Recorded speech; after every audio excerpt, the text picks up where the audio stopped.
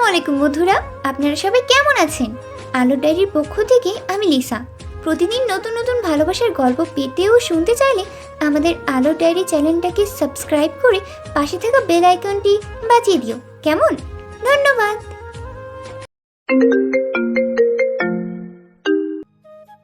পৃথিবীতে কঠিন কোনো কাজ থাকলে সেটা হচ্ছে আমাদের ইভান ভাইয়ার মন বোঝা। তার মুড কখন কেমন কিংবা থাকে সেটা মনে হয় সে নিজেও জানে না।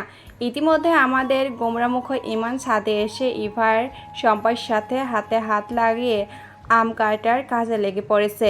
ইতিজা একপাশে গুটি গুটি মেরে বসে আছে, তাদের কর্মকাণ্ড দেখছে আর মনে মনে ভাবছে, এই ইভানের এত এত মুখ কীভাবে হয়? মাঝে মাঝে গুন্ডা মাস্তান হয়ে পোলাপানকে মেরে হসপিটালে পাঠিয়ে দেয়, আবার মাঝে মধ্যে দেখলে মনে হয় তার মতো গম্ভীর লোক দুনিয়াতে আরেকজনও পাওয়া যাবে না।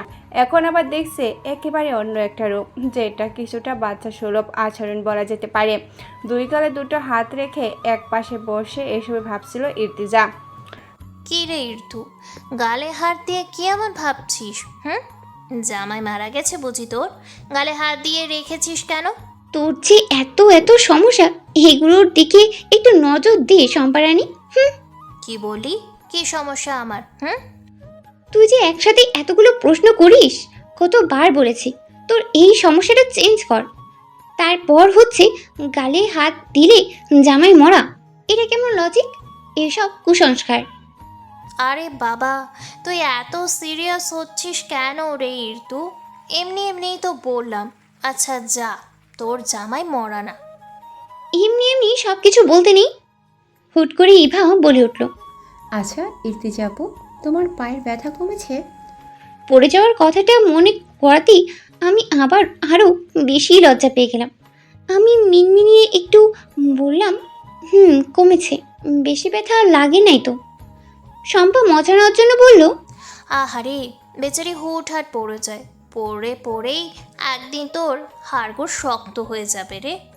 এসব বলে ওরা হাসতে শুরু করলো, কিন্তু এখানে হাসার কি এমন হলো আমি সেটাই বুঝতে পারলাম না। কই, আমার তো হাসি পাচ্ছে না, তাহলে ওরা এমনি হাসবে কেন? হাসি থামিয়ে ইভা তার ভাই ইভানের উদ্দেশ্যে বলল, আচ্ছা ভাইয়া, তুমি না ইর্তিজা আপুর সাথে ছিলে, তো তুমি থাকতে সে পড়ে যায় কিভাবে? একটু ধরতে পারলে না? এবার কথা শুনে আমি স্তব্ধ হয়ে জড়সড় হয়ে বসে আছি।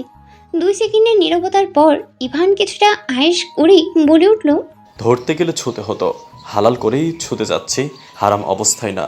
এমনি সে আমাকে গুন্ডা মাস্তান ভেবে বসে আছে।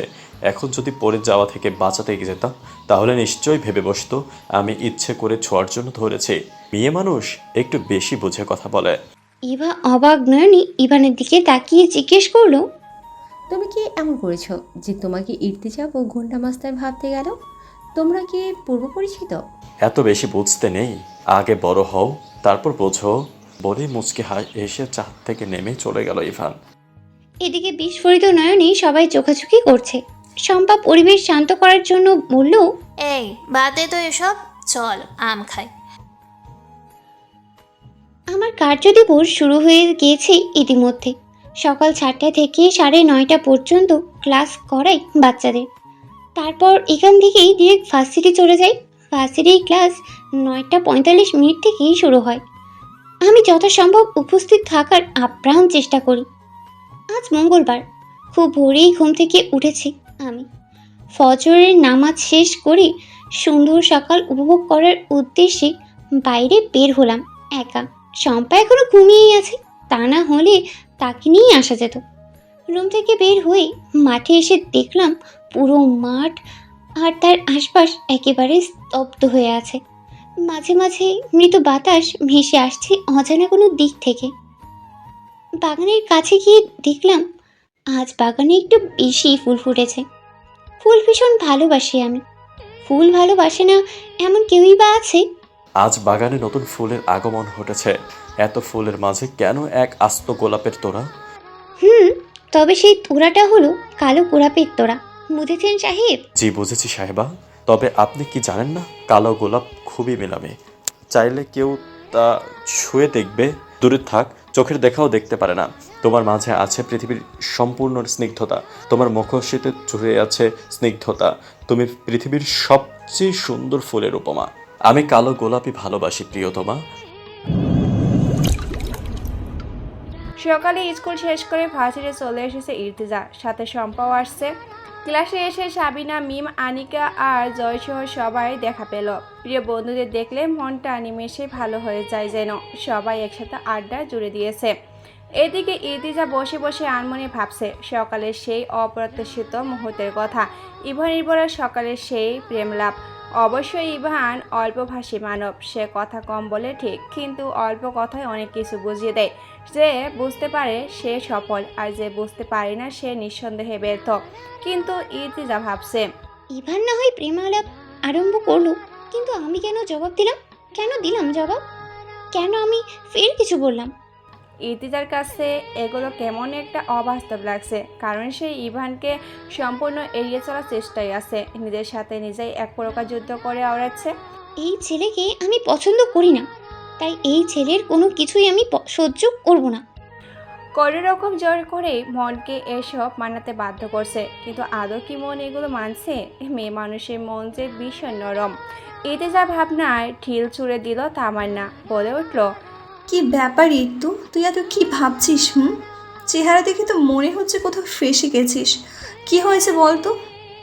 এটাই হচ্ছে সমস্যা। বন্ধুরা হলো একটা তদন্ত কমিটির সভাপতি, কিছু না হলে খুঁচিয়ে খুঁচিয়ে কিছু না কিছু বের করেই ফেলবে। ইর্তিজাকে কিছু বলার সুযোগ না দিয়ে শম্পা বলে উঠল, কি ব্যাপার ঋতুরানী, স্বপ্নে ইভান ভাই আসছিল না কি রে? এই জন্যই তো বলি ঋতু পাখি এত তাড়াতাড়ি ঘুমের দেশে পাড়ি জমাতে চায় কেন। এখন বুঝলাম, সেই দেশে যে রাজকুমারের সাথে সাক্ষাৎ হয়। এইগুলো বলে সবাই অট্ট হাসিতে ভেঙে পড়ল। খুব বিরক্ত নিয়ে বলল, ছি ছি, আস্তাগফিরুল্লাহ আস্তাগফিরুল্লাহ, এসব কি বাজে কথা বলছিস শম্পু? ও মা, বাজে কথা বুঝি? কোনটা ভুল বললাম শুনি? আবারও সেই রাক্ষসী হাসি হাসতে থাকলো ওরা। অবশ্যই বাজে কথা। বাস্তবে মানুষ স্বপ্নে কেন আসবে শুনি? সে তো বাস্তবেই কতবার সাক্ষাৎকার দেয় আর তাড়াতাড়ি ঘুমিয়ে যায়, কারণ তাড়াতাড়ি ঘুমানো ভালো। এবং তোর মতো তো বয়ফ্রেন্ড পারি না রাত জেগে, তাই তাড়াতাড়ি ঘুমিয়ে পড়ি। এগুলো বলে মুখ ভেঙচি মারল ইর্তিজা। এবার তামান্নের শম্পার ইর্তিজাকে থামিয়ে দিয়ে বলল, আই শোন, তোদের এই প্যাঁচাল রাখ এখন। তোরা 2টা 12 মাসে এভাবে সাপে নেউলে লেগে থাকিস, কিন্তু আবার তোরাই একটা আরেকটাকে ছাড়া চলতে পারিস না। তাই এখন তোদের প্যাঁচাল রাখ। আর ইর্তিজা, আমাকে বলতো ইভান ভাইকে নিয়ে তোর আসলে সমস্যাটা কি? ইর্তিজা অবাক হয়ে জিজ্ঞাসা করলো, হাজব তো, আমার সমস্যা মানে? আমি কি তোকে একবারও বলেছি তাকে নিয়ে আমার কোনো সমস্যা? না, আমি সেই সমস্যার কথা বলছি না। সমস্যাটা হলো তুই ইভান ভাইকে এত দৌড়ঝাই করতেছিস কেন? শোন, তোকে ওনার সম্পর্কে বলি। ওনাকে দেখে আসলে ভীষণ সাদামাটা লাগে। ওনার ওপর দেখে ভেতর বোঝার ক্ষমতা সবার আছে বলে আমার মনে হয় না। উনি এলাকার খুব ভদ্র, সুশীল আর স্মার্ট একটা ছেলে। ওনার কারণে এলাকার বখাটে ছেলেগুলো কোনো মেয়েকে উত্ত্যক্ত করতে পারে না। ওই যে তোকে কোনো ছেলে কি একটু বলেছে বলে মেরে হসপিটালে পাঠিয়েছিল, ওখানে তোর জায়গায় অন্য যে কোনো মেয়ে থাকলেও সে এরকমটাই করতো।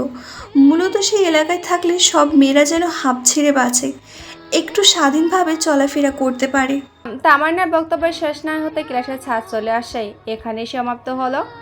আজকে শুক্রবার, ছুটির দিন। খুব ভোরে ইর্তিজা ঘুমকে বিদায় দিয়েছে, তবে আজ আর রুম থেকে বের হয়ে সকাল দেখার সাহস হলো না, কারণ আজকে যেহেতু ছুটির দিন, তো ইভানও বাসায় থাকতে পারে বলে শিওর হয়ে আছে সে। শম্পাকে ডেকে ঘুম থেকে তুলে নামাজ পড়ছে আজ।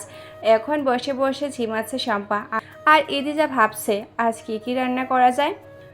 সকল স্টুডেন্টের সাথে ইর্তিজাও খাবার খাওয়ার অনুমতি রয়েছে, কিন্তু ইর্তিজা রান্নাটা নিজেই করে নেয়। সে যদি স্টুডেন্টদের সাথে খেয়ে নেয় তাহলে শম্পা আবার একা একা খেতে হবে। যেহেতু জবটা শুধু ইর্তিজা, তাই খাওয়ার অনুমতি শুধু তার, শম্পার নেই। তাই দুজনে মিলে রান্না করে। তো রান্নার জোগাড় করব, এমন সময় ইভান ইর্তিজাদের রুমে এসে ডাকলো, আপু, আম্মু পাঠিয়েছে আমাকে, বলেছে আজকে যেন তোমরা রান্না না করো। আজকে আমাদের বাসার মেহমান আসবে, তাই তোমাদেরও দাওয়াত। রাতেই বলা উচিত ছিল, কিন্তু আমি আলসেমি করে আসি নাই, ভাবলাম সকালেই বললেই হবে। কিছু মনে করো না। বলেই মেয়েটা হাসলো। সে এমনিতে প্রায় হেসে কথা বলে, ভীষণ মিষ্টি একটা মেয়ে। এই এখন সকাল প্রায় 7টা, তাই সকালে নাস্তার ব্যবস্থাটা করলেই হবে। শম্পা ঝিমানো বাদ দিয়ে জিজ্ঞাসা করলো, কোন মেহমান আসবে তোদের বাসায়? একটু আগে সিদ্ধান্ত নিয়েছি, তোমাদেরকে বলবো না যে মেহমান কারা। এটা তোমাদের জন্য ছোট্ট একটা সারপ্রাইজ, কেমন? সারপ্রাইজ শব্দটা শুনে ভালো লাগলো। ইতিজার কারণে তার জীবনে সারপ্রাইজ বলতে কিছুই নেই। সারপ্রাইজ নামে যেগুলো ছিল সবগুলোই তার জন্য একটা অপ্রত্যাশিত কাহিনী। তাই এইসব নিয়ে কখনো এক্সাইটেড হতে পারে না। দিনটি শুক্রবার থাকায় এবং ইভাদের বাসায় দাওয়াত বিধায় আজ ইতিজার মধ্যে তেমন কোনো তাড়াহুড়ো করার ব্যাপারটা দেখা যাচ্ছে না। রান্নাসহ সব কিছু থেকেই যেন ছুটি মিলল তার। একটু আগেই ইতিজার আম্মু ফোন করে বলল, মায়ের সাথে কথা বলে হালকা লাগছে বটে, তবে নিচের মধ্যে একটা বিস্ময় ভাব দেখা যাচ্ছে। সেটা যে অন্য ভাষায় বলা হয় মুড সুইং। তাই জানলার পাশে এক দৃষ্টিতে বাহিরের প্রকৃতি দেখায় মগ্ন সে। হঠাৎ করে মনে হলো তাকে কেউ দেখছে। দৃষ্টিটা কিঞ্চিত সরিয়ে দেখতে পেল সে বাজ পাখি তার দিকেই তাকিয়ে আছে। ইভানের রুমের বেলকনি থেকে ইতিজার রুমের জানলাটা একদম বরাবর হয়, ওখান থেকে ইভান তার দৃষ্টিতে ইতিজাকে রাখতে পারে। তবে এই ব্যাপারে ইতিজার বোধগম্য ছিল না বিধায় ইভান ধরা পড়ে নাই। তবে আজ ধরা পড়ে গেল। দুজনের দৃষ্টি এক হতে কয়েক সেকেন্ডের ব্যবধানে দুজনের দৃষ্টি সরিয়ে নিল। ইভান ইতিজার কাছে লুকিয়ে দেখার চুরিতে ধরা পড়ে বলে পালানোর উদ্দেশ্যে দৃষ্টি সরাইল, আর ইতিজার নিজেকে লুকানোর উদ্দেশ্যে দৃষ্টি সরানোর সাথে সাথে নিজের সম্পূর্ণ দেহটাকেও জানলার আড়ালে নিয়ে আসলো। খুব দ্রুত সব কিছু হয়ে গেল। শরীরটা কেমন অচল মনে হচ্ছে, কিঞ্চিত কাঁপন যেটাকে বলে। তাই নিজেকে ধাতস্থ করার জন্য বিছানায় শুয়ে পড়ল। কিছু সময় পর নিজেকে স্বাভাবিক করে ভাবছে, এ কেমন অনুভূতি? এরকম অনুভূতির সাথে তো কখনো পরিচয় হয়নি।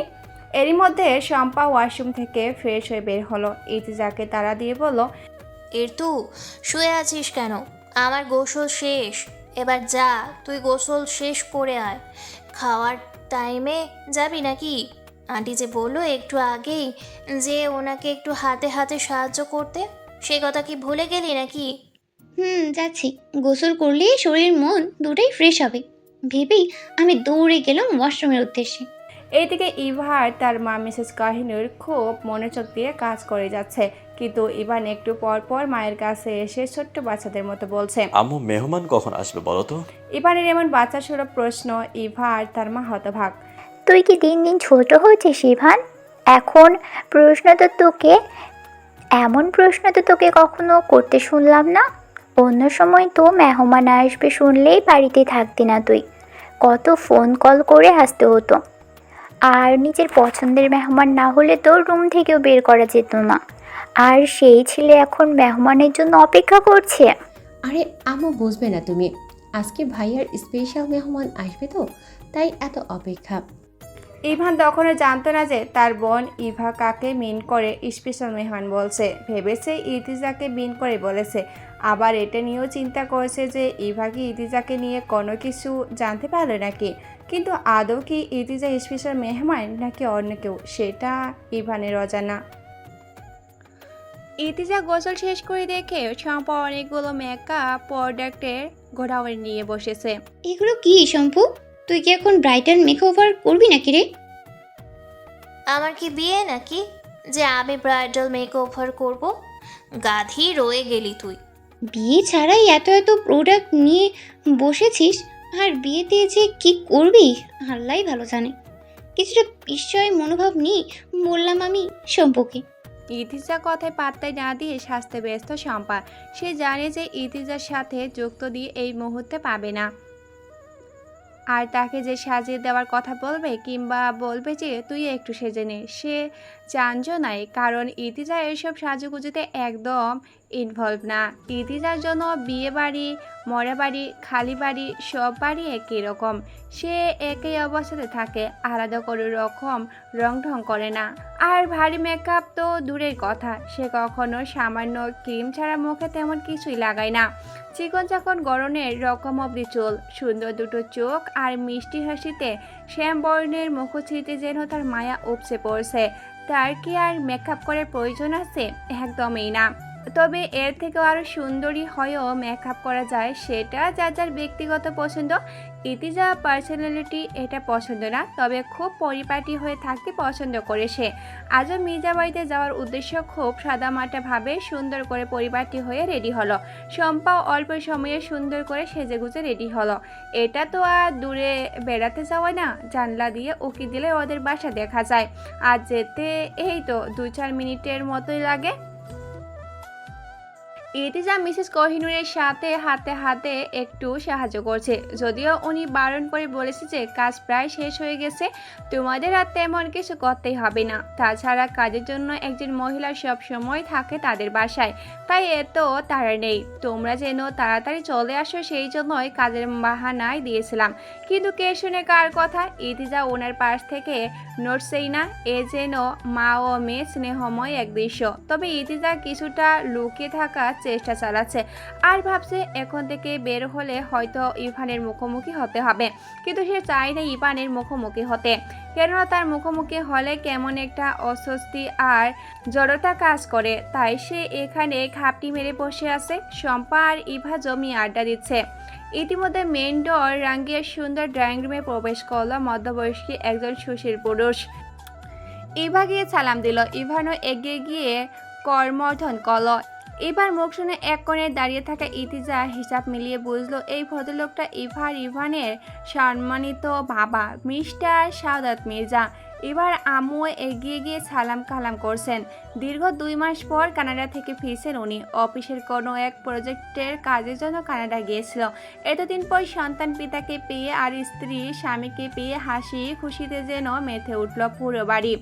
এই মুহূর্তের জন্য ইতিজা মনোমুগ্ধ হয়ে এক দৃষ্টিতে দেখছে আর মনে মনে আওড়াচ্ছে, মাশাল্লাহ মাশাল্লাহ, কি সুন্দর দৃশ্য, কি সুন্দর পরিবার, এক টুকরো ভালোবাসার মহল যেন। এসে ভাবতে ভাবতে ইতিজা চোখে জল ছলছল করে উঠল। মনের ভিতরে উতলা ঢেউয়ের তীব্রতা, হয়তো এখন এই চোখ ঝুলিয়ে বাঁধ ভেঙে পানি উপসে পড়বে।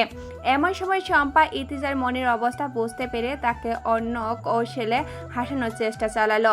আর যাই হোক, শম্পা সম্পূর্ণ ইতিজাকে জানে। সে জানে ইতিজার মনের সূক্ষ্ম সে পিতৃহীন, পরিবারহীন বেঁচে থাকার যন্ত্রণা। তাই ইতিজাকে অন্যমনস্ক করার উদ্দেশ্যেই বলল, আরে ইরতু দেখ, ওই সাদা কাওয়াটা কে রে এটা? ইতিজা এতক্ষণ খেয়াল করে নাই যে মিস্টার শাওকাতের সাথে খুব সুন্দর একজন অষ্টদশী কিশোরী এসেছে, যে কিনা এখন ইভানের গা ঘেঁষে দাঁড়িয়ে থাকার চেষ্টা করে ইভা আর মিসেস কোহিনূরের সাথে কথা বলায় ব্যস্ত। ইভান মেয়েটাকে খুব বেশি পছন্দ করছে বলে মনে হচ্ছে না। সে কেবল একটু পরপর খুব লুকিয়ে আর চোখে ইতিজাকে দৃষ্টিতে রাখার চেষ্টা করছে। এত কিছু খেয়ালে এনে ইতিজা শম্পার উদ্দেশ্যে বলল, কাউয়া কি এগুলো কি ভাষা? সুন্দর করে কথা বলতে পারিস না? মেয়েটা নিশ্চয়ই ওদের রিলেটিভ হয়, আর সে যথাসম্ভব সুন্দরী, পুরো একটা বিদেশি পুতুল। তার সৌন্দর্যকে সম্মান দে। এই শুরু হয়েছে তোর জ্ঞান দেওয়া। শম্পা মুখ ভেঙচিয়ে এইসব বললেও মনে মনে খুশি হয়েছে। এটা ভেবে যে ইর্তিজা আর আগের মুডে নাই। যদিও সে এইসব ভেবে পরে কষ্ট পাবে, কারণ এটা তো তার জন্মগত কষ্ট। এক প্রকার সাথী হয়ে গেছে এই কষ্ট। তাই এটা কি আর সাময়িক হতে পারে? ইভা বলেছিল মেহমান কারা আসবে সেটি নাকি সারপ্রাইজ, কিন্তু ইতিজার বোধগম্য হচ্ছে না যে এটাতে সারপ্রাইজের কি হলো। সারপ্রাইজের তো শো খুঁজে পাচ্ছি না। তাই জিজ্ঞাসা করার জন্য শম্পা অধৈর্য হয়ে ইভাকে ডাকে বসলো। ইভা আচমকা ডাক পেয়ে কিছুটা দৌড়ে এসে বলল, এই সরি বাবা আর জেসিকে পেয়ে আমি তোমাদেরকে ভুলে গিয়েছিলাম। এগুলো বলে দুজনে হাত ধরে টানতে টানতে নিয়ে গেল সবাই সামনে। ইতিজার বিন্দু পরিমাণ ইচ্ছা ছিল না সবাই সামনে গিয়ে পরিচিত হওয়ার, তবে এভাবে জোরাজোরি করাটাও ভালো দেখায় না বিধায় আসতে হলো। মিসেস কোহিনূর পরিচয় করিয়ে দেওয়ার উদ্দেশ্য ইতিজাকে দেখিয়ে দিয়ে বলল, এটা হচ্ছে ইতিজার রহমান, আমাদের আশ্রম স্কুলের শিক্ষিকা। আর এটা হচ্ছে শম্পা আহমেদ, ইতিজার বন্ধু। ওরা দুজনেই আমাদের উত্তরের দোতলা ভবনটাতে থাকে। ইতিজা আর শম্পা সালাম দিয়ে পরিচয় পর্ব শেষ করতে চাইলেও তা হতে দিল না ইভা। বলে উঠল, শোনো আরেকজন আছে তো পরিচয় হওয়ার। বলে জেসির দিকে তাকিয়ে বলল, জেসি, তুমি তো তাদের পরিচয় পেলে, তো এবার ইর্তু আপু আর শম্পা আপু, শোনো, এটা হচ্ছে আমাদের একমাত্র ফুপির মেয়ে, কানাডা থেকে আগত, জেসিকা রহমান জেসি। অ্যান্ড আরেকটা সিক্রেট হলো, এটা হচ্ছে ভাইয়ার স্পেশাল মেহমান। ইভার কথা শুনে ইভান চমকে উঠল আর কিছু মুহূর্তের জন্য থেমে গিয়ে ভাবলো, তার মানে ইভা ভুল করে জেসিকে স্পেশাল মেহমান ভেবে বসে আছে। কিন্তু এটা তো সত্যি না, জেসি যে আসবে সেটা ইভান জানতোই না, তাকে সারপ্রাইজ দিবে বলে হয়তো ইভা না জানিয়ে লুকিয়েছে। কিন্তু ইভান একটু সারপ্রাইজ হয়নি। ইভার এই একটা সমস্যা, ছোটোখাটো বিষয়গুলো সারপ্রাইজের কাতারে ফেলে রাখে। এগুলো মনে মনে ভাবলেও এই মুহূর্তে মুখ ফুটে কিছুই বলতে পারল না। ইভার বলা কথাটা শুনে ইর্তিজা কেমন স্তব্ধ হয়ে গেল। সে চাচ্ছে নিজেকে স্বাভাবিক রাখার, কিন্তু পারছে না।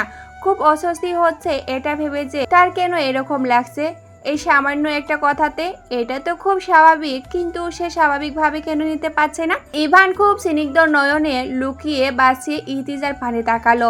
ইর্তিজার দৃষ্টিও ইভানের দিকে হতেই দুজন যেন পুনরায় চমকালো। ইর্তিজা ইভানের চোখের ভাষা বোঝার চেষ্টা করলো। অনেক কিছু জানা হয়ে গেল তার, আবার অনেক কিছু অজানা রইল। তবে কেন জানি ইর্তিজার ভয় পেল এটা ভেবে যে তাহলে জেসি কি ওদের মতো তৃতীয় ব্যক্তি। ছি ছি, এসব কি ভাবছি আমি? সে কেন তৃতীয় ব্যক্তি হতে যাবে? আর হলে হোক, তাতে আমার কি? আমিই বা কে? এর মধ্যে সান্ত্বনা দিয়েও মনকে শান্ত করতে পারল না ইর্তিজা। সব রকম অস্বস্তি বাদ দিয়ে ইর্তিজা এক পাশে চুপটি করে বসে আছে। শম্পা তড়িঘড়ি করে ইভাকে জিজ্ঞাসা করলো, কি ব্যাপার ইভা, তুমি যে বলে আমাদের জন্য নাকি সারপ্রাইজ আছে? এই জেসিকা জেসি না হয় ইভান ভাইয়ার স্পেশাল গেস্ট হতে পারে, কিন্তু আমাদের জন্য কি স্পেশাল আছে শুনি?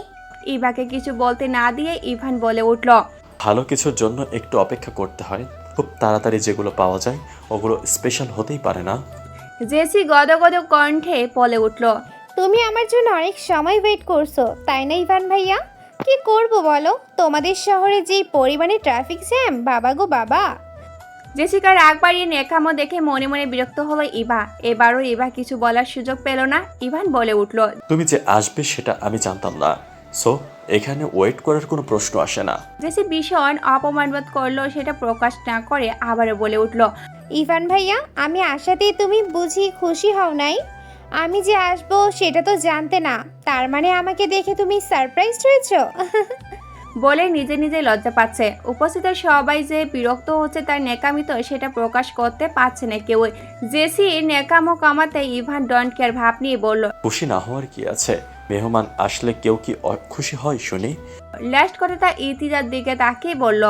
তাদের অপ্রকাশ্য তর্ক বিতর্কর মাঝে এসে উপস্থিত হলো লতা আর তার শ্বশুর বাড়ির ছোট্ট ফ্যামিলি, হাজব্যান্ড, শ্বশুর শাশুড়ি আর ছোট ননদ।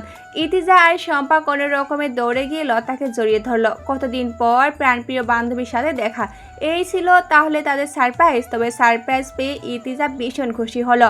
লতার শাশুড়ির সাথে মিসেস কোহিনূরের একটা ঘনিষ্ঠ সম্পর্ক যুক্ত হয়ে গেছে। রক্তের কোনো সম্পর্ক না, তাও তারা খুব ঘনিষ্ঠ। লতার শাশুড়ি ভাই ডেকেছে মিস্টার সাউকাত মির্জাকে, সে থেকেই তাদের সম্পর্ক। তাই এখন লতা আর তার হাজবেন্ড তাদেরকে মামা মামি বলেই ডাকে। ইর্তিজার কাছে ক্লিয়ার হলো যে ওই দিন গাড়িতে ইভারেই ছিল। বান্ধবীকে পেয়ে জমিয়ে আড্ডা দেওয়া হলো। এরপর খাওয়া দাওয়া পাট ঢুকিয়ে লতাদের বিদায় দিল। খুব একটা জরুরি কাজ থাকায় খুব তাড়াতাড়ি বিদায় নিল ওরা। জেসি একটু বেশি ঢোলাঢুলি করছে ইভানের সাথে। সবাই একসাথে কথা বললো, সে কেবল ইভানকে নিয়ে কথা বলে আর বাকি সবাইকে ইগনোর করে। ইর্তিজা এসব নেকামি সহ্য হচ্ছে না, তাই নিজের রুমে চলে আসলো। এসে বিছানায় শুয়ে পড়লো। মস্তিষ্ক ফাঁকা ফাঁকা লাগছে। কি হচ্ছে এইসব, কি হিসাব মিলাতে পারছে না। হাজার রকম চিন্তা ভাবনা করতে করতে এক সময় ঘুমের রাজ্যে বাড়ি জমালো। দুপুর পেরিয়ে বিকাল হলো। এখন প্রায় সন্ধ্যা। আকাশের গুদরি নেমে এসেছে। সন্ধ্যা হওয়ার জন্য কেবল মাগরিবের আজানের দরকার। ঘুম থেকে উঠে ইর্তিজা বেলকনিতে গিয়ে বসলো। আশেপাশে চোখ বুলিয়ে শম্পার দেখা মিলল না। হঠাৎ মনে পড়লো ঘুমিয়ে থাকাকালীন সময়ে শম্পা ওরে ডাকছিল, কিন্তু গভীর ঘুমে থাকায় শম্পার ডাক ঝাপসা, শুনলে চোখ মেলাতে পারে না। এখন শম্পাকেও খুঁজে পাচ্ছে না। কই গেল মেয়েটা? এসে ভাবতে ভাবতে গেটে নজর গেল। শম্পা, ইভা, ইভান, জেসি সহ সবাই বাহির থেকে এদিকে আসে। ইতিজা বুঝে গেল ওরা কোথাও ঘুরতে গিয়েছিল বোধহয়। এই মুহূর্তে তার মাথাটা গরম হয়ে গেল, রাগে শরীর কাঁপছে, তাও চুপটি করে ঠায় দাঁড়িয়ে রইল। দোতলা হওয়ায় নিচ থেকে ইতিজাকে স্পষ্ট দেখতে পেল ওরা। দেখতেই ইভা বলল, একটু আপু নিচে আসো। ইতিজা শুনেও না শোনার ভান করে অন্যদিকে দৃষ্টি দিয়ে দাঁড়িয়ে আছে, কিন্তু ইভা থামছে না, সে সামনে ডেকেই যাচ্ছে। তাই ইতিজা জোর করে হাসার চেষ্টা করে বলল, আমার ভালো লাগছে না, শরীরটা বেশি ভালো না, তোমরাই আড্ডা দাও। কথা বলে হন হন করে চলে গেল রুমে। শম্পা বুঝতে পারলো ইতিজা সম্পূর্ণ রাগ থেকে এইভাবে কথাগুলো বলল, তাই সে এক মুহূর্তে দেরি না করে দৌড়ে রুমে চলে আসলো।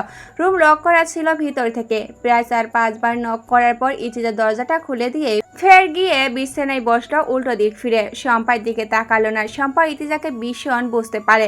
ইতিজা রাগ করলে কিভাবে রাগ ভাঙাতে হবে সেটাও জানে, তাই চুপ করে গিয়ে ইতিজার পাশে বসে খুব স্বাভাবিক কণ্ঠে বলে উঠল, কি রে, কি অসুস্থ তুই? ঔষধ খেয়েছিস? ইতিজা নিশ্চুপ, কোনো জবাব দিচ্ছে না। শম্পা জানে চুপ করে থাকলে রাগ থেকে যাবে। চুপ করে থাকা চেয়ে চিৎকার চেঁচামেচি করাই ভালো, তাহলে ভিতরে রাগটা বের হয়ে আসে।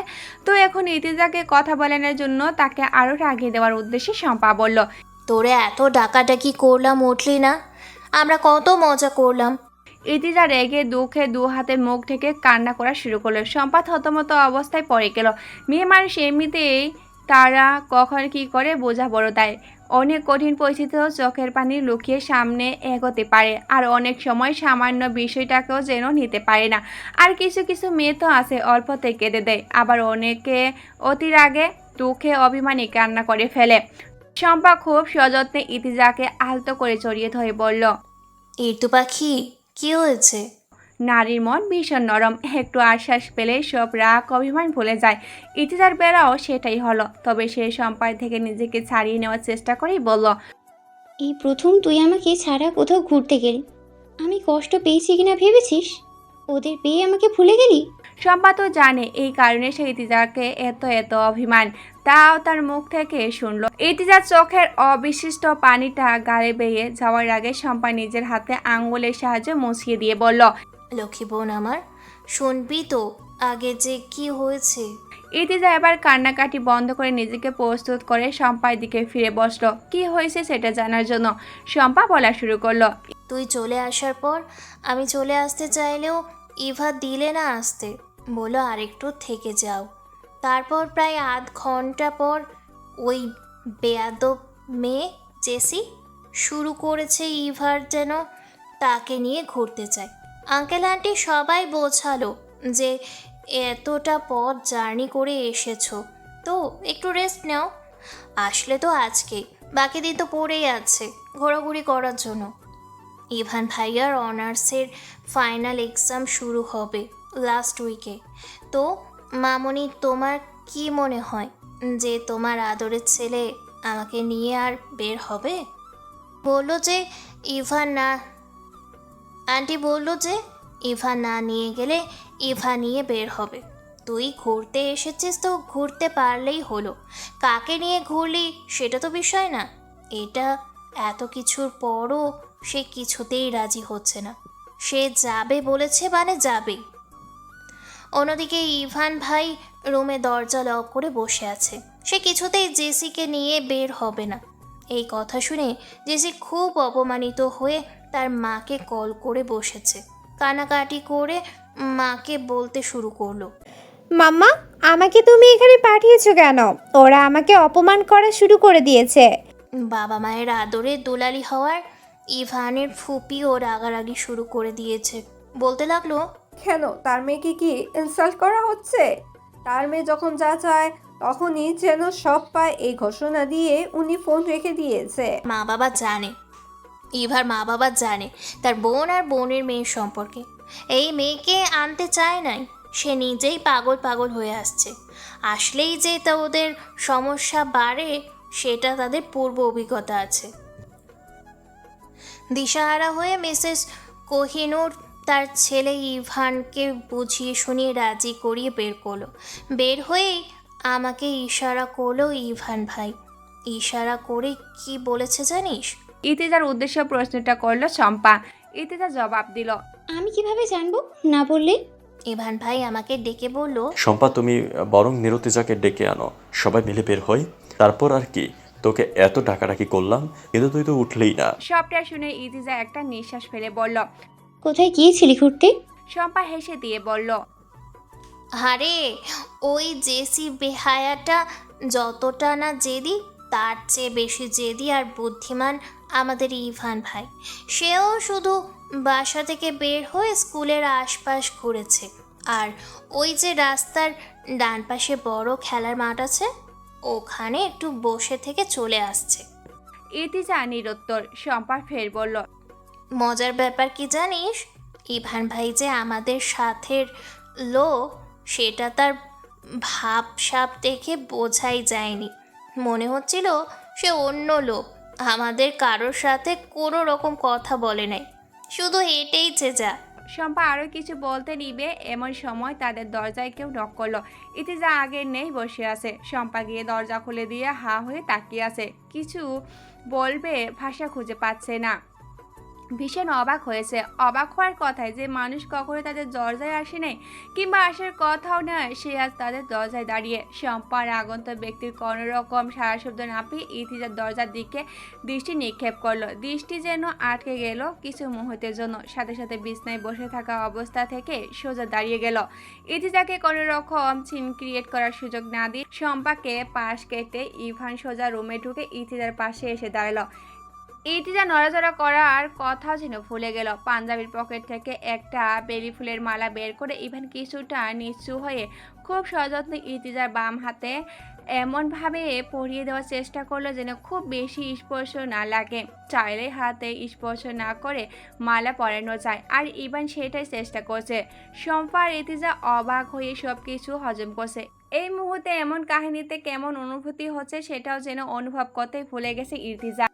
ইভান কোনো রকম কথাবার্তা ছাড়াই মালাটা বেঁধে দিয়ে পিছন ফিরে চলে আসতে নিবে এমন সময় দেখে জেসি দাঁড়িয়ে আছে। ইভানকে দাঁড়িয়ে থাকতে দেখে শম্পা আর ইতিজাও চাইলো দরজার দিকে। ভয়ে গলা শুকিয়ে কাঠ হয়ে গেল ইতিজার। এই শোনো না, প্রতিদিন ভালোবাসার নতুন নতুন গল্প পেতে ও শুনতে চাইলে আমাদের আলোর ডায়েরি চ্যানেলটি সাবস্ক্রাইব করে পাশে থাকা বেল আইকনটি বাজিয়ে দিও, কেমন? পরিস্থিতি ভয়ঙ্কর হতে পারে আশঙ্কা করছে ইতিজা। মনে মনে দোয়া এই নিউজ পড়ছে। ইভান প্রথম মুহূর্তে একটু হকচকিয়ে গেল, নিজেকে সামলিয়ে নেয়। দরজায় দাঁড়িয়ে থাকা জেসি আর ইভার উদ্দেশ্যে জিজ্ঞাসা করলো, কিরে, তোরা এখানে কেন? ইভা ভয়ে ভয়ে জবাব দিল, জেসি জোর করে নিয়ে এসেছে। এবার জেসি কিছুটা তিক্ত মনোভাব নিয়ে বলল, ভাগ্যিস এসেছিলাম, তা না হলে তো তোমাদের প্রেম লীলা মিস হয়ে যেত, তাই না? তা আমরা এসে ডিস্টার্ব করলাম বুঝি মিস্টার ইভান? ইভান জোরে একটা ধমক দিয়ে বলল, জেসি, নিজের লিমিটের মধ্যে থাকো, লিমিট ক্রস করো না, ভালো হবে না বলে দিলাম। বড়দের সাথে কিভাবে কথা বলতে হয় এটা কি শিখনি? জেসি হজম করার মতো মেয়ে না, সে আবারও চিল্লিয়ে বলে উঠল, তুমি নিজের লিমিটের মধ্যে আছো ইভান ভাইয়া। একটা থার্ড ক্লাস মেয়ের সাথে তুমি নিজেকে জড়াচ্ছ, ওর মতো একটা মেয়ের সাথে তো আমার মিশতেই রুচিতে বাঁধে। না আছে রূপ আর না আছে পারিবারিক বংশগত যোগ্যতা। ওরে কোনো ছেলে কখনোই বিয়ে করার জন্য পছন্দ করবে বলে আমার মনে হয় না। জেসি তার কথাটা শেষ করতে না করতে ইভান সজোরে একটা থাপ্পড় মারল জেসির গালে। আশপাশ স্তব্ধ হয়ে গেল। জেসি নিজের গালে হাত দিয়ে অগ্নিদৃষ্টি নিক্ষেপ করলো ইভানের দিকে। ইভান আঙ্গুল উঁচিয়ে বলল, কে কাকে বিয়ে করার জন্য পছন্দ করবে আর কে কাকে বিয়ে করার জন্য পছন্দ করবে না সেটা তোমার দেখার বিষয় নয়। এসব ফালতু কথা বলে নিজের নিচু মন মানসিকতার পরিচয় দেওয়ার কোনো মানে হয় না জেসি। আর আমার সামনে ইরতিজাকে খারাপ কিছু বলবে সেটা আমি মেনে নেব ভেবে থাকলে খুব ভুল হয়ে যাবে। জেসি গালে হাত রেখে কান্নায় ভেজে চোখে বলে উঠল, তাই বলে একটা রাস্তার মেয়ের জন্য তুমি আমাকে মারবে? এই জাস্ট শাট আপ। কাকে রাস্তার মেয়ে বলছো শুনি? শম্পা বেশ জোরালো মেজাজে কথাটা বলল। তুই নিজেকে খুব সুন্দরী মনে করিস তাই না? তোর উপরটাই সুন্দর, ভিতরটা তো পুরোই পাতিলের কালি। শোন, তোকে ভালো করে একটা কথা বলি, কসমেটিক্স দিয়ে 2.5 ইঞ্চি মেকআপ না করে কোনো লাভ নেই। আগে ভিতরটা পরিষ্কার কর। শম্পাকে আর কিছু বলতে না দিয়ে ইতিজা বলল, থাম না, বাদ দে। কাকে কি বলছিস? সেগুলো বুঝবে বলে তোর মনে হয়? এগুলো বোঝার জন্যও তো একটা সুন্দর মনের দরকার, যেটা ওর আছে কিনা সন্দেহ। আর শোনো জেসি, কি যেন বললে? হ্যাঁ, আমাকে কেউই বিয়ে করার জন্য পছন্দ করবে না, তাই তো? তো শুনে রাখো, প্রতিটা মানুষের জন্য 50,000 বছর আগে নির্ধারিত জীবন সঙ্গী কপালে জুটবে, তা আমরা সুন্দর হলেও আর না হলেও। আমি একটা জিনিস বুঝতে পারি না, আল্লাহ আমাকে যে রঙে সৃষ্টি করেছেন, হোক সে ফর্সা, শ্যামলা, কালো, সেটা কি কৃত্রিম সাজগোজ দিয়ে ঢেকে অন্যের চোখে আকর্ষণীয় হতে হবে কেন? নিজের ন্যাচারাল লুক এ কি সমস্যা? যে আপনার আমার জীবনসঙ্গী হবে তার কাছে আমি এমনিতেই পৃথিবীর সবচেয়ে সুন্দর মেয়েটিই হব, এবং তার ন্যাচারাল লোকেই। আর তাছাড়া আল্লাহর দেওয়া প্রাকৃতিক চেহারার লাবণ্যতাকে শুধু শুধু কৃত্রিম সাজগোজ দিয়ে নষ্ট করার কোনো মানেই হয় না। তাই তোমার মতো এত প্রোডাক্ট ব্যবহার করলে আমিও বিশ্ব সুন্দরী হতে পারতাম। আর বাকি রইল আমার পারিবারিক যোগ্যতা। শোনো, আমার পারিবারিক যোগ্যতা কী এবং কতটা সেটা এখন আমি তোমাকে বলছি না, শুধু এটা বলে রাখি যে আমি অন্য কোনো কিছুর যোগ্যতার উপর নির্ভর করে চলি না। আমি নিজের যোগ্যতা নিজে অর্জন করে চলি। নাও গেট আউট, বেরিয়ে যাও রুম থেকে। অপমানের প্রতিশোধ বুকের মধ্যে নিয়ে জেসি দৌড়ে রুম থেকে বের হয়ে গেল। ইভানও কয়েক সেকেন্ডের বিপরীতে বেরিয়ে আসলো রুম থেকে। বাকি রইল ইভা, যে এতটা সময় নীরব দর্শক থাকলেও এখন মুখ খুলে পড়ল। শান্তিপূর্ণ পরিবেশ নষ্ট করাটাই জেসির কাজ। তোমরা যে ওর সাথে লেগেছ, এখন বুঝবে সে আসলে কতটা জঘন্য একটা মানুষ। তোমাদের প্রতিটি দিন, প্রতিটি মুহূর্ত নষ্ট করার জন্য সে একাই যথেষ্ট। সাবধানে থেকো আপু। সবাই চলে যাওয়ার পর পরিবেশ স্তব্ধ। ইতিজা খাটের এক কোণায় বসে কিছুটা ফুপিয়ে কান্না করছে। ওদের সাথে প্রতিবাদ কণ্ঠে কথা বলল যে জেসির বলা প্রতিটি কথায় তার হৃদয়ে ছিন্ন ভিন্ন করে দেওয়ার জন্য যথেষ্ট ছিল। যদিও সে তাদের সামনে নিজের দুর্বলতা প্রকাশ করেনি, বিপক্ষ দলের সামনে নিজের দুর্বলতা প্রকাশ করা মানেই তো তার হারে মেনে নেওয়া। এটা সে ছোটকালে তার মায়ের কাছ থেকে শিক্ষা পেয়েছে। সন্ধ্যায় এই বিরাট তর্ক বিতর্কের পর ইতিজা ব্যাগ গুছিয়ে রওনা দিল তার মায়ের কাছে যাওয়ার জন্য। শম্পা তাকে সম্পূর্ণ সাপোর্ট দিয়েছে পুরো ব্যাপারটায়, কিন্তু ইতিজা বুঝতে পারছে এই মুহূর্তে তার মায়ের স্পর্শে যাওয়া খুবই দরকার। মায়ের কাছাকাছি থাকলে অনেক ডিপ্রেশন থেকে মুক্তি মেলে। শম্পাকে বুঝিয়ে বলে দিয়ে গেল জেসি এখানে থাকাকালীন আর সে আসবে না, দ্বিতীয়বার জেসির মুখোমুখি হতে চাচ্ছে না। এই কয়েকদিন স্কুলের ক্লাসগুলো শম্পাকে করানোর দায়িত্ব দিয়ে গেল ইতিজা। বলেই তো আর চাকরিটা ছেড়ে দিতে পারে না, এত ভালো একটা চাকরি, আর এই চাকরি দিয়ে নিজের লেখাপড়া চালাতে হয়। মধ্যবিত্ত পরিবারের ছেলেমেয়েরা চাইলেই সব কিছু করতে পারে না, তার উপর যদি না থাকে বাবা, বড় ভাই, তাহলে তো দুনিয়া আরও বড় কঠিন। তাই ইতিজা চাকরি থেকে সাময়িক সময়ের জন্য বন্ধ রেখেছে। আর শম্পাকে বলে এসেছে কেউ জিজ্ঞাসা করলে যেন বলে ইতিজার আম্মু হঠাৎ করে অসুস্থ হয়ে গেছে, তাই রাতে কাউকে কিছু না জানিয়ে যেতে হয়েছে। যদিও শম্পা রাজি হচ্ছিল না ইতিজাকে যেতে দিতে, কিন্তু রাজি না হয়েও উপায় নেই। প্রায় 1 ঘন্টা লেগেছে মায়ের বাসায় পৌঁছতে। কলিং বেল চাপ দিতে সাদিয়া এসে দরজা খুলে দিল। দরজার পাশে ইতিজাকে দেখে এক চিৎকার দিয়ে বলল, চাচিমা দেখো কে এসেছে। মিসেস রহমান এত রাতে মেয়েকে দেখেই চমকে উঠল, জড়িয়ে ধরে জিজ্ঞাসা করলো, কি রে মা, এত রাতে আমাকে না জানিয়ে চলে আসলি যে? কোনো সমস্যা হয়েছে? ইতিজা রুমে ঢুকতে ঢুকতে প্রকট রাগ দেখিয়ে বলল, এটা কেমন কথা আম্মু? নিজের বাসায় আসতেও বুঝি বলে কই আসতে হবে? মনে হচ্ছে আমাকে শ্বশুরবাড়িতে পাঠিয়েছো, তোমাদেরকে বলে কই আসতে হবে। ওভাবে তো বলি নাই, এসেছি যেহেতু তখন নিশ্চয়ই ভালো খারাপ কোনো কারণ আছে, সেই কারণটাই বল। মেয়েকে নিয়ে বিছানায় বসতে বসতে কথাটা বলল মিসেস রহমান। ইতিজা দুপা খাটে তুলে আয়েসি করে বসলো, একটা নিঃশ্বাস নিল। এখন তার অনেকটা হালকা লাগছে। মাকে দেখে হয়তো এই অনুভূতি।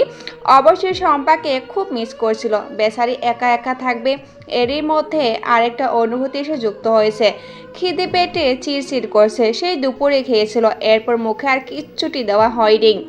সন্ধ্যায় যে 1 কাপ চা খাবে সেই সুযোগটাও পেল কই, তাই বসা থেকে দাঁড়িয়েই বলল, আমার অনেক খিদে পেয়েছে আম্মু, আমি ফ্রেশ হয়ে আসছি, তুমি খাবার দাও, খেতে বলবো সব কিছু।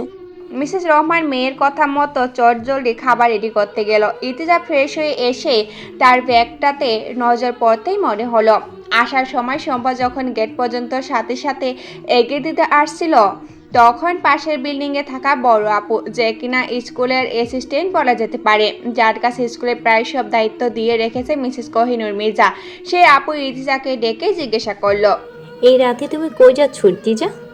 ইতিজা প্রথমে ঘাবড়ে গেল, পরে নিজেকে সামনে নিয়ে প্ল্যান অনুযায়ী বলল, আসলে আপু, আম্মু হঠাৎ অসুস্থ হয়ে গেছে, তাই আমি আপনার থেকে ছুটি নেওয়ার সময়ও পেলাম না। কিছু মনে করবে না প্লিজ। আমি ছাড়া তো আম্মুর কেউই নেই। আর আমারও হঠাৎ আম্মুকে দেখতে খুব ইচ্ছা করছিল, তাই বাসায় যাচ্ছি। বড় আপুর খুব মায়া হলো। ইতিজার দু হাতে হাত রেখে বলল, আরে কিছু মনে করিনি। কি মনে করবো বলো? বিপদ তো আর বলে আসে না। তুমি একটু দাঁড়াও, আমি একটু রুম থেকে আসছি। বলে উনি রুমে চলে গেল। এইদিকে ইতিজা আর শম্পা বাহিরে দাঁড়িয়ে পায়চারি করছে আর মিথ্যা বলতে হচ্ছে বলে আফসোস করছে। উনি খুব দ্রুত রুম থেকে চলে আসলো। এসে ইতিজার হাতে কিছু টাকা দিয়ে বলল, তোমার এই মাসের বেতনটা নিয়ে যাও। ইতিজা ভীষণ অস্বস্তিতে পড়ে গিয়ে বলল, আপু, এই মাস শেষ হতে তো আরও 2 দিন বাকি, আর আমি তো মাসের প্রথম থেকেই জয়েন করিনি। বড় আপু ইতিজার হাতে জোর করে টাকাটা গুছিয়ে দিয়ে বলল, যে সময় থেকে শুরু করো না কেন, স্যালারি সম্পূর্ণটাই পাবে। এটাই আমাদের মিসেস মির্জার রুলস। আর দুদিনের জন্য কি এমন হবে শুনি? এখন তোমার টাকাটা প্রয়োজন। রাত হয়ে যাচ্ছে, কথা না বাড়িয়ে তাড়াতাড়ি চলে যাও। আর শোনো, ফিরতে দেরি করো না কিন্তু। ব্যাগ থেকে টাকাটা বের করে আম্মুর হাতে দিয়ে বলল, রাত হয়ে গেছে, কিছু আনতে পারিনি, তুমি তোমার প্রয়োজন মতো খরচ করো। আম্মু টাকাটা হাতেরই ঠায় দাঁড়িয়ে আছে। ওনার মনের ভেতর কি চলছে সেটা আমি জানি, তাই তাড়া দিয়ে বললাম, কই দেও খাবার, খিদে মরে যাচ্ছি যে। আম্মুর চোখের পানি লুকিয়ে হাসার চেষ্টা করে আমাকে খাবার দিতে দিতে বলল, পুরো মাসের বেতন দিয়ে দিল যে। ইর্তি তার আম্মুকে বলল, দিল, এটা নাকি মির্জাবাড়ির রুলস।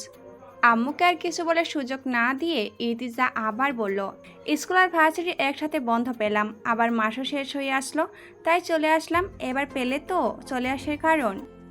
এখন আম্মুকে কিছুটা স্বাভাবিক লাগছে। খাওয়া শেষ করে এবার একটা জম্পেশ ঘুম দেওয়া দরকার। নিজের বিছনায় আলাদা একটা শান্তির ঘুম হয়। শম্পাকে একটা টেক্সট করে জানিয়ে দিল, শম্পা রানী, আমি পৌঁছে গেছি, এখন শান্তির ঘুম দিব, তুইও ঘুমিয়ে যা।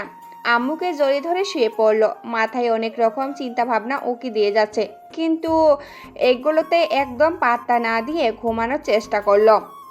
ইতিজা এখানে আসার আজকে একদিন গিয়ে 2 দিনে পড়লো। দিনকাল ততটা খারাপ যাচ্ছে না এখানে। সব বন্ধুরা মিলে গ্রুপ কলে আড্ডা দিচ্ছে। বারবার ইতিজাকে নক করা হচ্ছে কলে জয়েন হতে, কিন্তু ইতিজা ইচ্ছা করলেও জয়েন হচ্ছে না, কারণ সে জানে এখন জয়েন হলে সবাই মিলে ধরবে ওকে। কেন ক্লাসে যায় না, কেন এটা করি না, কেন ওটা করি না, ইত্যাদি ইত্যাদি।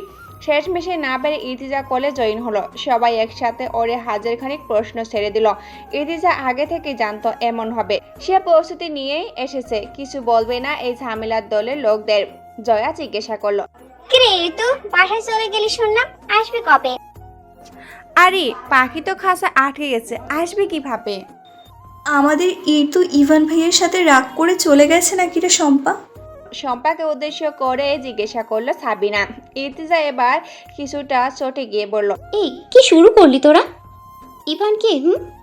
তার সাথে কি আমার রিলেশন আছে নাকি? সে আমাকে এখন পর্যন্ত প্রপোজ করেছে, হুদাই তোরা ব্যাপারটা বাড়াচ্ছিস। সবাইকে একসাথে চিল্লিয়ে বলে উঠল। ওরে বাবা, তার মানে তুই চাস সে প্রপোজ করুক? ওদের কথা শুনে মাথায় হাত দিয়ে বসে আছে। কি বললো আর কি বুঝলো? সাবিনা এবার সবাইকে চুপ করিয়ে দিয়ে বলল, শোনি তো, প্রপোজ করাটা খুব গুরুত্বপূর্ণ নয় ভালোবাসার জন্য। প্রপোজ করলো মানে সে তোকে ভালোবাসে, আর তা না হলে ভালোবাসে না এমনটা কিন্তু না। এই হয়েছে হয়েছে, তোরা এক একটা প্রেম বিশেষজ্ঞ। প্রেম নিয়ে আমাকে জ্ঞান দিতে হবে না। এই বিষয়ে ছাড়া অন্য কিছু নিয়ে কথা বল, না হয় আমি কল থেকে লিভ নিব। এইভাবে চলছে ইতিজার দিন। 2 দিন পর ইভান ডিরেক্ট ইতিজাদের বাসায় এসেছে। বাইক নিয়ে চলে আসলো। রুমের দরজায় গিয়ে কলিং বেল চাপলো। মিসেস রহমান এসে দরজায় খুলে দিয়ে একটু অবাক হলো, কারণ উনি এর আগে ইভানকে দেখে নেই। ইভান সালাম দিল, আসসালামু আলাইকুম ওয়া রাহমাতুল্লাহি ওয়া বারাকাতুহু। আন্টি। ওয়ালাইকুম আসসালাম। আন্টি, ভিতরে আসবো? উনি একটু লজ্জা পেলেন ইভানকে দেখে ভিতরে আসতে না বলায়। হ্যাঁ বাবা আসো, কিন্তু তোমাকে তো চিনলাম না। ইভান নিজের পরিচয় দিল। আমি ইভান মির্জা, মিসেস কোহিনুর মির্জার ছেলে। মিসেস রহমান চিনে ফেলল মুহূর্তের মধ্যে, বুঝে নিলেন হয়তো স্কুলের ব্যাপারে কিছু বলবে ইতিজাকে। উনি কিছু বলার আগেই ইভান বলল, আন্টি ইরতিজাকে একটু ডেকে দিবেন? উনি এখান থেকেই ডাক দিল। ইর্তিজা একটু এদিকে আয় তো মা। ইতিজা বিছনায় শুয়ে দেয়ালে পা ঠিকই বই পড়ছিল। মায়ের ডাকে বইটা রেখে ওই অবস্থাতে ড্রয়িং রুমে চলে এসে এক মুহূর্তে ইভানকে দেখে আবার ফের দৌড় লাগালো রুমে। ইভান নিচের দিকে তাকিয়ে মুচকি হাসলো ইতিজার কর্মকাণ্ডে। এরপর ইতিজা ভালো করে ওনাটা মাথায় দিয়ে গুটি গুটি পায়ে আসলো ইভানের সামনে। মিসেস রহমান চলে গেলেন হালকা নাস্তা ব্যবস্থা করতে। ইভান শান্ত কণ্ঠে বলল, বসো। ইতিজা চুপটি করে সোফায় বসে পড়ল। ইভান ঠিক ইতিজার মুখের সামনে বসে আছে। কি সমস্যা তোমার? কি এমন হয়েছে যে চলে আসতে হবে? ভার্সিটিও আর যাচ্ছ না? ইতিজা ছোট করে জবাব দিল, আম্মু অসুস্থ, তাই দেখতে আসছি। একদম মিথ্যা বলার চেষ্টা করবেন আমার সাথে। তোমার আম্মু কেমন অসুস্থ সেটা তো আমি নিজের চোখে দেখলাম। অসুস্থ ছিল, আমি আসছি বলে আমাকে দেখে এখন কিছুটা সুস্থ হয়ে গেছে। আর তুমি চলে আসাতে যে আমি অসুস্থ হয়ে গিয়েছি সেটার দায়ভার কে নিবে? আমি মানসিকভাবে অসুস্থ ইরতিজা, বোঝো একটু। ইতিজা নিচের দিকেই তাকিয়ে আছে, কিছু বলার সাহস পাচ্ছে না। আর না পাচ্ছে তাকাতে ইভান ফের বলা শুরু করলো, কি এমন চেয়েছি তোমার কাছে? বলেছি আমার সাথে প্রেম করো, কথাও কি বলতে বলেছি? নাকি তোমাকে এভরি টাইম ডিস্টার্ব করি, জাস্ট তোমাকে একটু দেখি, এইটাই তো। এর থেকে বেশি কিছু করেছি কিংবা চেয়েছি? তোমার এগুলো ভালো লাগছে না? রাস্তার বখাটে ছেলেগুলোর মতো তোমাকে যদি দিন রাত উত্তপ্ত করতাম তাহলে তোমার সেটা ভালো লাগতো, তখন নিশ্চয়ই পড়ে যেতে। তুমি যদি বাধ্য করো তাহলে আমি বখাটে হব। যত দ্রুত সম্ভব চলে এসো, বাই। বলে রুম থেকে বের হয়ে গেল। ইতিজা পেছন থেকে ডাকার চেষ্টা করলো, কিন্তু বুঝতে পারলো কোনো কাজে হবে না। এরপর কি হবে ভেবে ইতিজা মাথা ঘুরছে। গগন কাঁপিয়ে সূর্য উঠছে। কাঠফাটা রোদে ইতিজার আম্মুকে নিয়ে মির্জা বাড়িতে এসে উপস্থিত হয়েছে। এখানে আসার পর সম্পদ তাদের সাথে যুক্ত হয়েছে। মিস্টার সাওকাত মির্জা ইতিজা আর তার মাকে জরুরি ডেকেছে। ইতিজার আম্মু মিসেস রহমান ভীষণ ভয় পাচ্ছে, এটা ভেবে যে হঠাৎ কেন তাকে সহ ডাকা হলো। সেদিন তর্ক বিতর্ক হওয়ার পর জেসি বাসার মধ্যে তুলকালাম লাগিয়ে দিয়েছে। সেদিনের ব্যাপার নিয়ে জেসি খুব সিনক্রেট করেছে, ইভান তাকে মেরেছে। তো এটা কি এত সহজে মেনে নেওয়ার মতো মেয়ে? জেসি তার আব্বু আম্মুকে ফোন দিয়ে সব জানিয়ে দিয়েছে যেন অতি শীঘ্রই বাংলাদেশে আসে। আব্বু আম্মু এসে বিচার করবে, এটাই জেসির মূল বক্তব্য। মির্জা সাহেব বলেছে তিনি যা বিচার করার করবে, কিন্তু তাতে জেসির হচ্ছে না। সে চায় তার বাবা মা এসে ইভানের চেতে ইতিজার বিচারটা বেশি করুক। মির্জা বাড়ির ড্রয়িং রুমের সোফায় চোখ লাল করে নাক মুখ ফুলিয়ে বসে আছে জেসি। মূলত এটা বিচার সবার সম্পা। ইভা, ইতিজা আর আম্মু সবার একপাশে দাঁড়িয়ে আছে।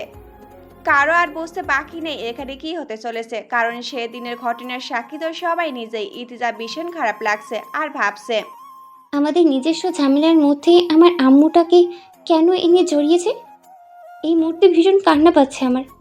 কখনই কোনো বিষয় নিয়ে আম্মু পর্যন্ত বিচার আসেনি। আমি হয়ে কারোর কাছে আম্মুকে কেন কৈফিয়ত দিতে হয় নাই। আর আজকে কিনা আমার আম্মুকে সহ ডেকে নিয়ে আসলো বিচার করতে। আর ইভান, যত দোষ এই ছেলেটার। তার জন্যই আজকে আমার আম্মুকেও কাঠগড়ায় দাঁড়াতে হচ্ছে।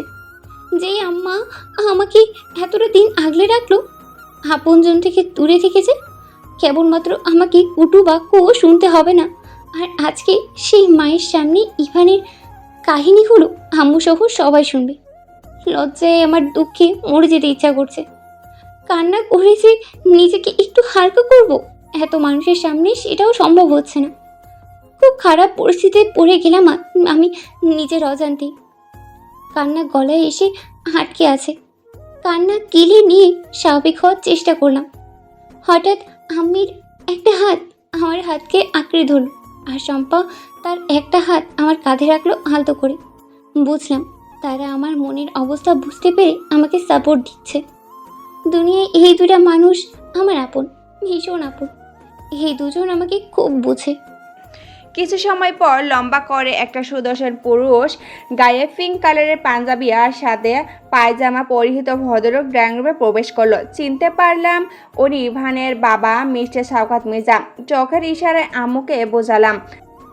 উনি বসে আমাদের দিকে দৃষ্টি নিক্ষেপ করে আম্মুর উদ্দেশ্যে বলল, আপনি বাচ্চা পোলানগুলোকে নিয়ে দাঁড়িয়ে আছেন যে? বসুন বসুন। ইভা মা, তুমি কি আন্টিকে বসতে বলো নাই? আম্মু তড়িঘড়ি করে বলল, না, ভাই বলেছে।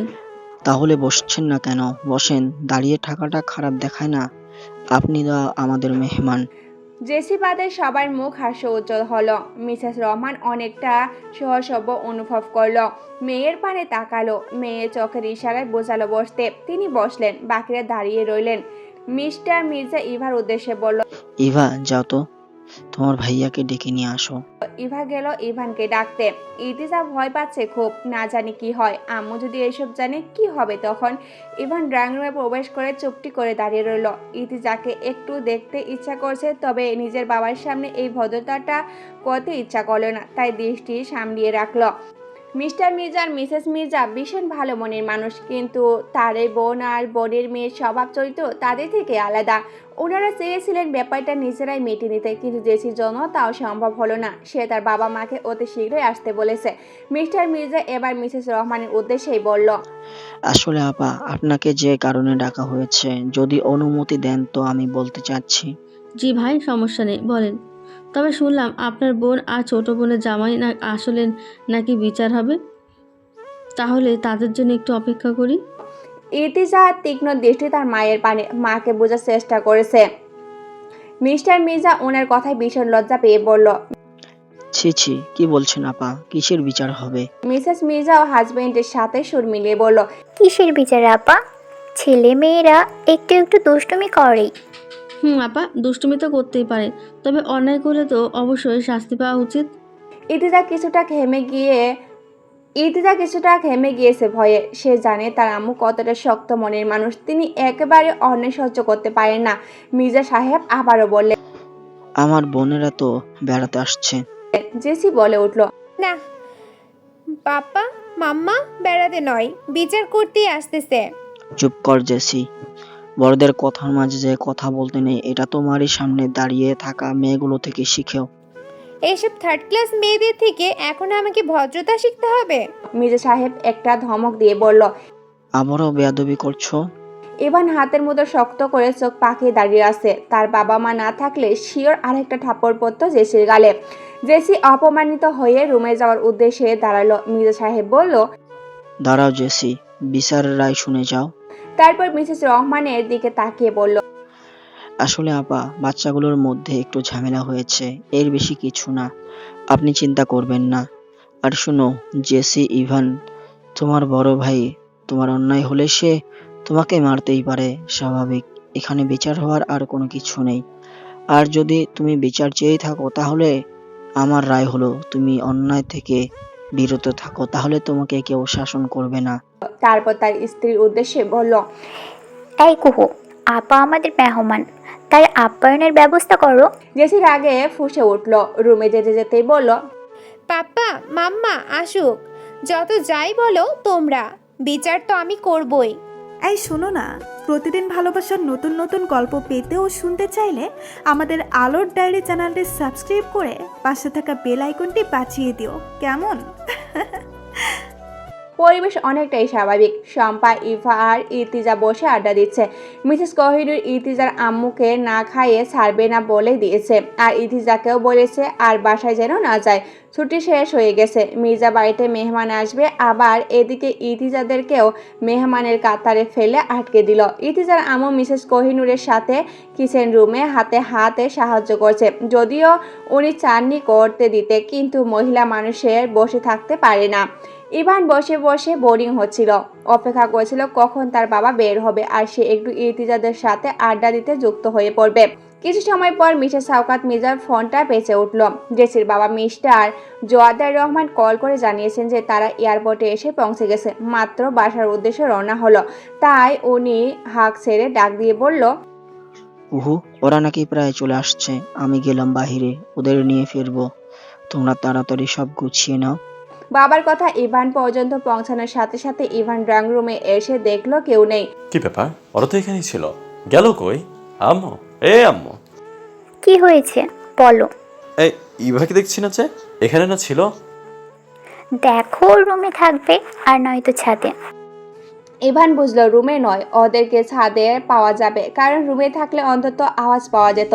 শম্পা আর ইভা লেবু কেটে শুকনো মরিচ গুঁড়ো করে ওগুলো দিয়ে লেবু মাখা করছে খাওয়ার জন্য।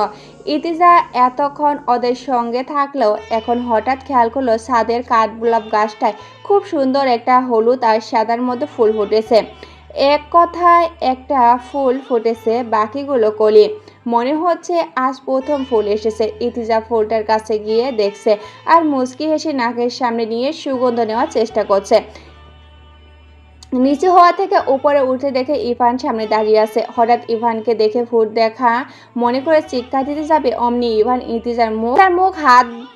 ইতিজার মুখ হাতের দ্বারা আটকানোর চেষ্টা করলো। ততক্ষণে ইতিজা থেমে গিয়ে বলল, আপনি এখানে কি করছেন?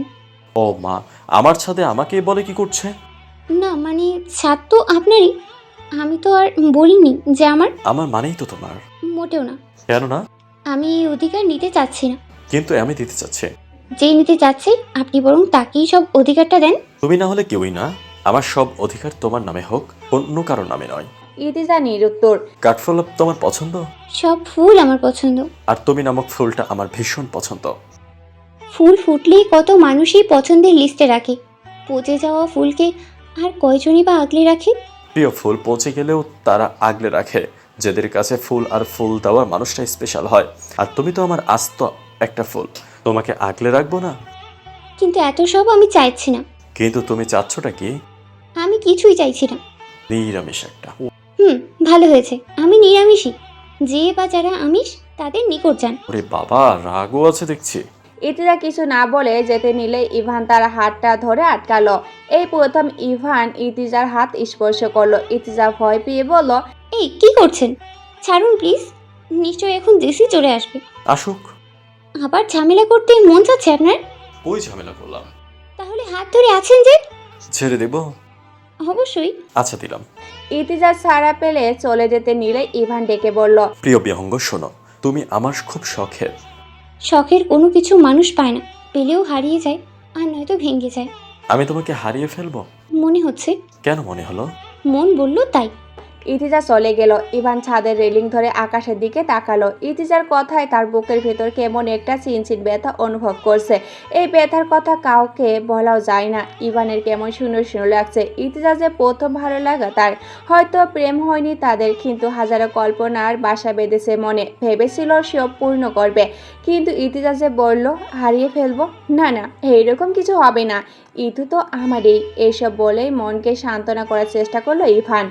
দুপুরে প্রায় 3:15 ড্রয়িং রুমে উপস্থিত সবাই মেহমানদের জন্য অপেক্ষা করছে। ইতিজা একটু ভয় পেলেও এটা ভেবে মনকে সান্ত্বনা করছে যে জেসির মন এখনও ছেলে মানুষই, তাই এমন করছে। কিন্তু জেসির বাবা মা হয়তো ইভানের বাবা মায়ের মতোই ভালো মনের হবে। কিন্তু ইতিজা তখনও জানতো না যে কী ঝড় আসতে চলেছে তাদের জীবনে। মিসেস কোহিনূর অনেক রকমের খাবার নিয়ে ডাইনিং টেবিল সাজিয়ে আছে। এতটা পথ জার্নি করে আসবে, আবার এখন খাওয়ার টাইম। বাসায় বাকি সবাই তাদের জন্য অপেক্ষা করছে, তারা আসলে একসাথে খাবে বলে। জেসি সবাই বসে আছে তার বাবা মার জন্য, মনে মনে আনন্দ পাচ্ছে এটা ভেবে যে এবার শায়েস্তা করবে ওদেরকে। জেসির দিকে তাকাতে ইতিজার ভয় হচ্ছে। কিছু সময় পর মিস্টার সাওকাত মির্জা তার বোন আর তার বোনের হাজব্যান্ড মিস্টার জোয়াদার রহমানকে নিয়ে বাসায় পৌঁছালো। রুমে ঢুকতে জেসি দৌড়ে এসে বাবা মাকে জড়িয়ে ধরে নেকা কান্না শুরু করে দিল। উপস্থিত সবাই ভেবাচেকা খেয়ে ওর নাটক দেখছে। ইভানের ফুপি মিসেস জেসমিন মেয়ের মাথায় হাত বুলিয়ে পাশ কেটে চলে আসলো, কিন্তু ইতিজা এরপরে কাহিনী দেখে চোখের পানি আটকে রাখতে পারছে না। জেসি তার বাবাকে জড়িয়ে ধরতে তার বাবা তাকে আগলে নিয়ে কপালে চুমুখে যেটা জিজ্ঞাসা করেছে। বাবা মেয়ের এমন খুনসুটিগুলো ইতিজা দেখে ভীষণ ভালো লাগলো, কষ্ট লাগলো অনেক। বাবাকে নিয়ে হাজারো স্বপ্ন ছিল তার, কিন্তু ইতিজা এমন অভাগী ছিল যে তার আম্মু তাকে বাবার একটা ছবি পর্যন্ত দেখায়নি।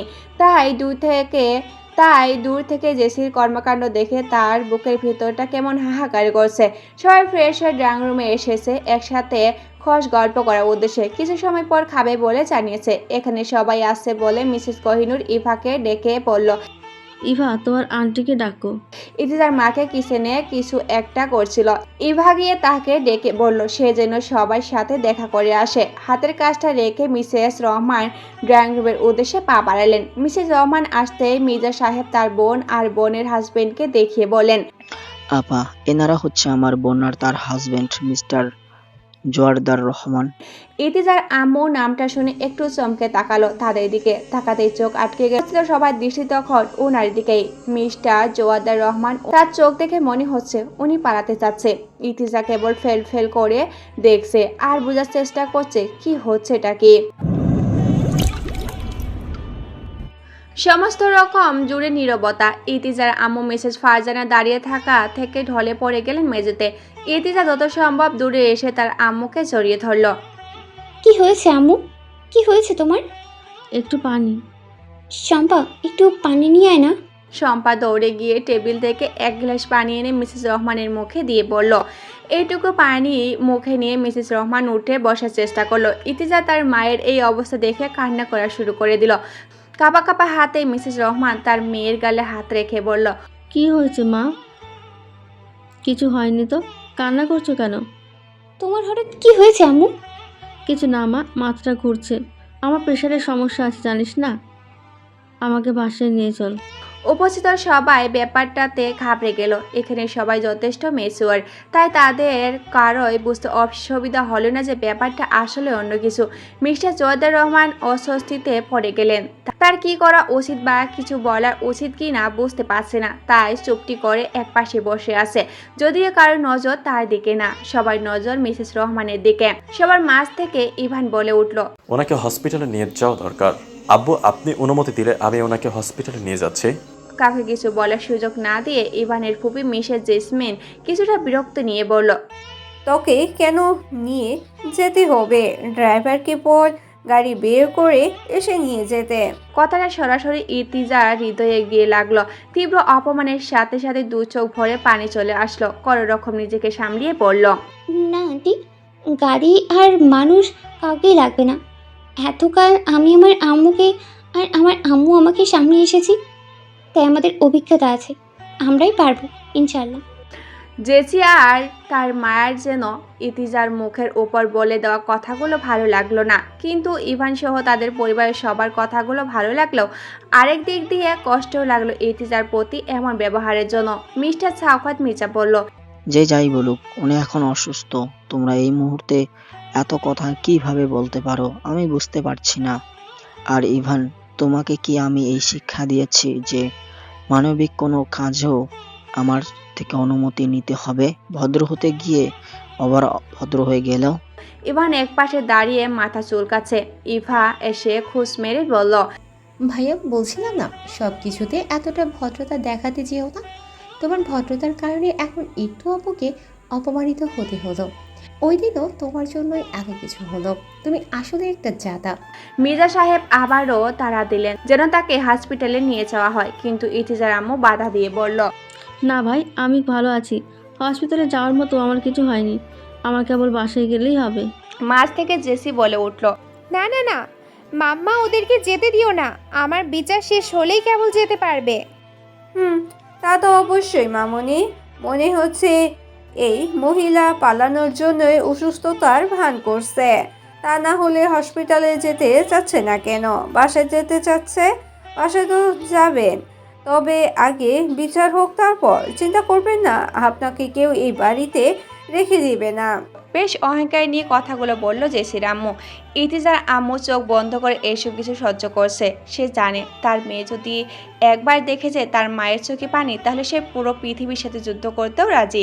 তাই নিজেকে স্বাভাবিক রাখার চেষ্টা করলো আর নিজের কষ্ট চোখের পানি লুকানোর চেষ্টা করতে থাকলো।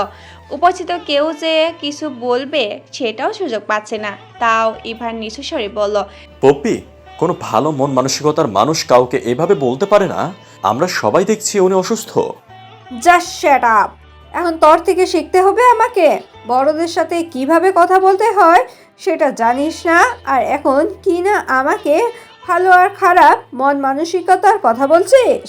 বড়দের সাথে কিভাবে কথা বলতে হয় সেটা এই কয়েকদিনে আপনার মেয়ের থেকে শিখে নিয়েছি আন্টি। কথাটা বলেই মুচকে হাসলো ইভার সাথে দাঁড়িয়ে থাকা শম্পা।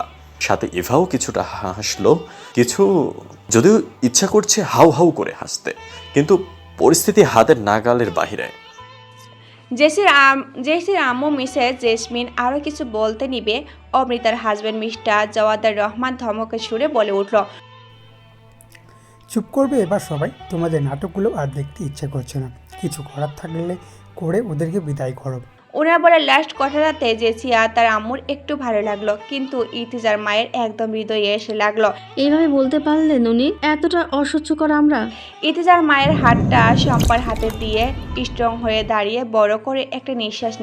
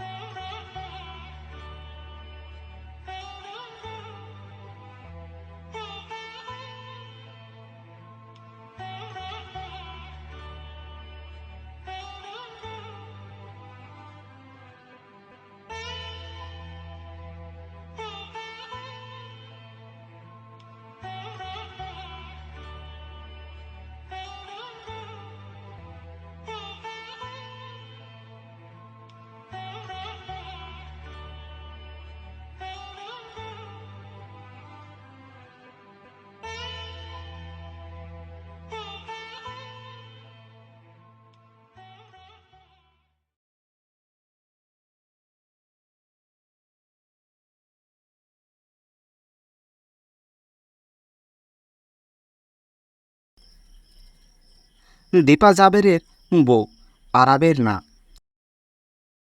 হ্যাঁ, সেসব নিয়ে আপনি চিন্তা করবেন না, আমি দেখে নিচ্ছি।